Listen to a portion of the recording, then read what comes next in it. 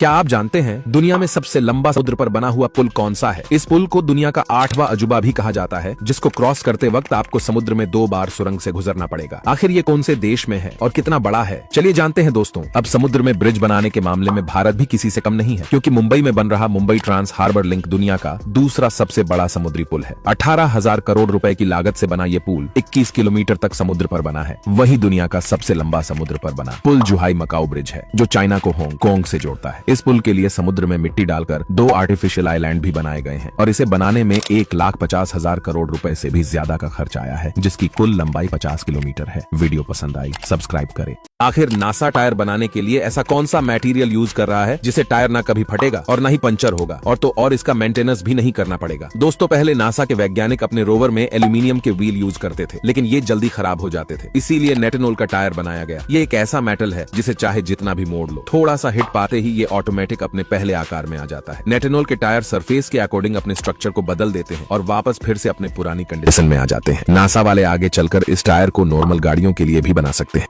दोस्तों, इस दुनिया में एक ऐसी भी नौकरी है जिसमें एक बल्ब बदलने के लिए 16 लाख रुपए दिए जाते हैं। आखिर एक बल्ब बदलने के लिए इतने पैसे क्यों दिए जाते हैं और इतनी ऊंचाई पर बल्ब लगाने की क्या जरूरत है? चलिए जानते हैं। दरअसल ये अमेरिका के साउथ डकोटा में स्थित ये एक टीवी एनालॉग टावर है, जिसकी ऊंचाई 609 मीटर है, जो बुर्ज खलीफा से महज 200 मीटर छोटा है। इस टावर पर चढ़ने के लिए सीढ़ियों को इस्तेमाल करना पड़ता है। वही सुरक्षा के नाम पर केवल एक रस्सी दी जाती है। इसलिए इतने ज्यादा पैसे मिलने के बाद भी इस काम को करने वालों की काफी कमी है। और इस टावर के ऊपर बल्ब इसलिए लगाया जाता है ताकि इसके ऊपर से उड़ता हुआ एरोप्लेन या हेलीकॉप्टर इसे न टकराए, और इस बल्ब को साल में 2 बार बदलना पड़ता है।